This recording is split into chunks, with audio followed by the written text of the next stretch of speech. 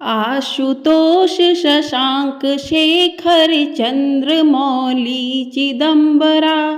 कोटि कोटि प्रणाम शंभु कोटि नमन दिगंबरा। हर हर महादेव। ओम नमः शिवाय। आप सभी पर भगवान शंकर और माँ पार्वती की कृपा सदैव बनी रहे। आज की वीडियो में आप सुनेंगे सावन मास महात्म्य का 23वां अध्याय। आपने यदि चैनल को सब्सक्राइब नहीं किया है तो चैनल को सब्सक्राइब जरूर कर लीजिएगा। आपको हमारे चैनल पर सावन मास की प्रत्येक दिन की कथाएं सुनाई जा रही हैं, तो चैनल को ढेर सारा प्यार अपना जरूर दीजिएगा और उन कथाओं का रसपान भी अवश्य कीजिएगा। तो चलिए आज की कथा शुरू करते हैं। आज की कथा में कृष्ण जन्माष्टमी व्रत का वर्णन किया गया है। भगवान शंकर बोले कि हे सनत कुमार, श्रावण मास में कृष्ण पक्ष की अष्टमी को भृष के चंद्रमा में अर्धरात्रि में इस प्रकार के शुभ योग में देवकी ने वसुदेव से श्री कृष्ण को जन्म दिया। भारत के पश्चिमी प्रदेशों में युगादि तिथि के अनुसार मास का नामकरण होता है, अतः श्रावण कृष्ण अष्टमी को भाद्रपद अष्टमी समझाना चाहिए। सूर्य के सिंह राशि में प्रवेश करने पर इस श्रेष्ठ महोत्सव को करना चाहिए। सप्तमी के दिन अल्प आहार करें। इस दिन तंत्र धावन करके उपवास के नियम का पालन करें और जितेंद्रिय होकर रात में शयन करें। जो मनुष्य केवल उपवास के द्वारा कृष्ण जन्माष्टमी का दिन व्यतीत करता है, वह 7 जन्मों में किए गए पापों से मुक्त हो जाता है। इसमें संदेह नहीं है। पापों से मुक्त होकर गुणों के साथ जो वास करता है, उसी को सभी भोगों से सहित उपवास जानना चाहिए। अष्टमी के दिन नदी आदि के निर्मल जल में तिलों से स्नान करके किसी उत्तम स्थान में देवी का सुंदर सूतिका गृह बनाना चाहिए, जो अनेक वर्णों के वस्त्रों, कलशों, फलों, पुष्पों तथा दीपों से सुशोभित हो। उसमें हरिवंश पुराण के अनुसार गोकुल लीला की रचना करें और उसे बाजों की ध्वनियों तथा नृत्य, गीत आदि मंगलों से सदा युक्त रखें। उस गृह के मध्य में षष्ठी देवी की प्रतिमा सहित स्वर्ण, चांदी, ताम्र, पीतल, मिट्टी, काष्ठ अथवा मणि की अनेक रंगों से लिखी हुई श्री कृष्ण की प्रतिमा स्थापित करें। वहाँ 8 शल्य वाले पलंग के ऊपर सभी शुभ लक्षणों से संपन्न प्रसूतावस्था वाली देवी की मूर्ति रखकर उन सबको एक मंच पर स्थापित करें और उस पर्यक में स्तनपान करते हुए सुप्त बाल रूप श्री कृष्ण को भी स्थापित करें। उस सूतिका गृह में एक स्थान पर कन्या को जन्म दी हुई यशोदा को भी कृष्ण के समीप लिखें। साथ ही साथ हाथ जोड़े हुए देवताओं, यक्षों, विद्याधरों तथा अन्य देव योनियों को भी लिखें और वहीं पर खड़ग तथा ढाल धारण करके खड़े हुए वासुदेव को भी लिखें। इस प्रकार कश्यप के रूप में अवतीर्ण वसुदेव जी, अदिति स्वरूपा देवकी, शेषनाग के अवतार बलराम, अदिति के ही अंश से प्रादुर्भूत यशोदा, दक्ष प्रजापति के अवतार नंद, ब्रह्मा के अवतार गंगाचार्य, सभी अप्सराओं के रूप में प्रकट गोपिका वृंद, देवताओं के रूप में जन्म लेने वाले गोपगण, काल नेमी स्वरूप कंस, उस कंस के द्वारा ब्रज में भेजे गए भ्रसासुर, बत्यासुर, कुवल्यापीड, केशी आदि असुर, हाथों में शस्त्र लिए हुए दानव तथा यमुना दह में स्थित कालिया नाग, इन सबको वहां चित्रित करना चाहिए। इस प्रकार पहले इन्हें बनाकर श्री कृष्ण ने जो कुछ भी लीलाएं की हैं, उन्हें भी अंकित करके भक्ति परायण होकर प्रयत्न पूर्वक 16 उपचारों से देवकी इस मंत्र के द्वारा उनकी पूजा करनी चाहिए। बेड़ू तथा बीड़ा की ध्वनि के द्वारा गान करते हुए प्रधान किन्नरों से निरंतर जिनकी स्तुति की जाती है, हाथों में भ्रंगारी, दर्पण, दुर्वा, दधि कलश लिए हुए किन्नर जिनकी सेवा कर रहे हैं, जो शैया के ऊपर सुंदर आसन पर भली भांति विराजमान है, जो अत्यंत प्रसन्न मुखमंडल वाली हैं तथा पुत्र से शोभायमान है, वे देवताओं की माता तथा विजय सुतसुता देवी देवकी अपने पति वसुदेव सहित सुशोभित हो रही हैं। उसके बाद विधि जानने वाले मनुष्य को चाहिए कि आदि में प्रणव तथा अंत में नमः से युक्त करके अलग अलग सभी के नामों का उच्चारण करके सभी पापों से मुक्ति के लिए देवकी, वसुदेव, वासुदेव, बलदेव, नंद तथा यशोदा की पृथक पृथक पूजा करनी चाहिए।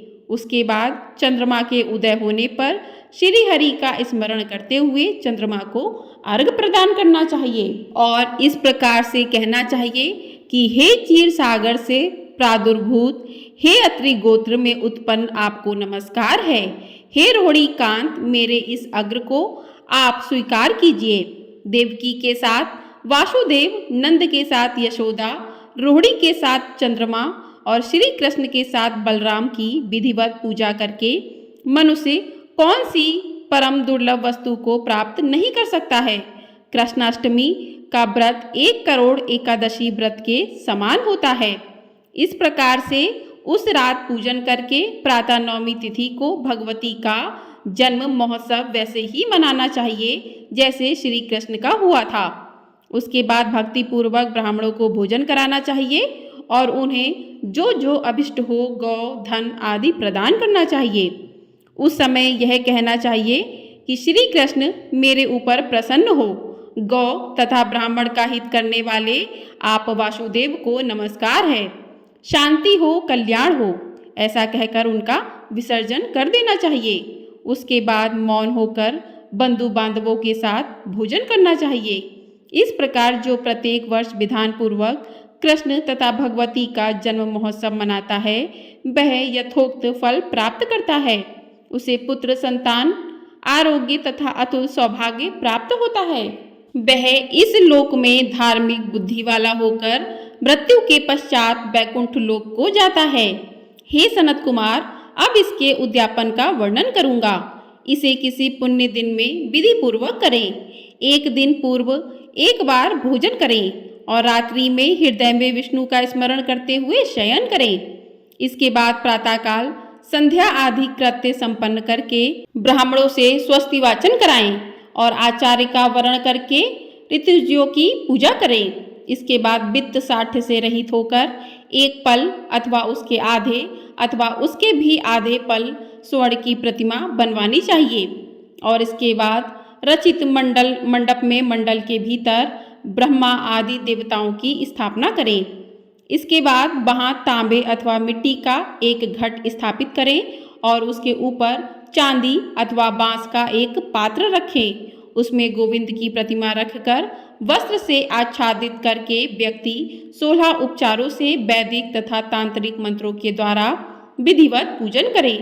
इसके बाद शंख में पुष्प, फल, चंदन तथा नारिकेल फल सहित शुद्ध जल लेकर पृथ्वी पर घुटने टेक कर यह कहते हुए देवकी सहित भगवान श्री कृष्ण को अर्घ प्रदान करें। कंस के वध के लिए, पृथ्वी का भार उतारने के लिए, कौरवों के विनाश के लिए तथा दैत्यों के संहार के लिए आपने अवतार लिया है।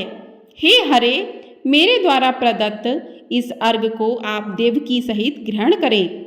इसके बाद बुद्धिमान को चाहिए कि चंद्रमा को पूर्वोक्त विधि से अर्घ प्रदान करें। पुनः भगवान से प्रार्थना करें, हे जगन्नाथ, हे देवकी पुत्र, हे प्रभु, हे वसुदेव पुत्र, हे अनंत, आपको नमस्कार है। भवसागर से मेरी रक्षा कीजिए। इस प्रकार देवेश्वर से प्रार्थना करके रात्रि में जागरण करना चाहिए। पुनः प्रातः काल शुद्ध जल में स्नान करके जनार्दन का पूजन खीर, तिल और घृत से मूल मंत्र के द्वारा भक्ति पूर्वक 108 आहुति देकर पुरुष सूक्त से हवन करें और पुनः इदम विष्णुवी चक्र में इस मंत्र से केवल घी की आहुतियाँ देनी चाहिए। पुनः पूर्ण आहुति देकर तथा होम से संपन्न करने के अनंतर आभूषण तथा वस्त्र आदि से आचार्य की पूजा करनी चाहिए।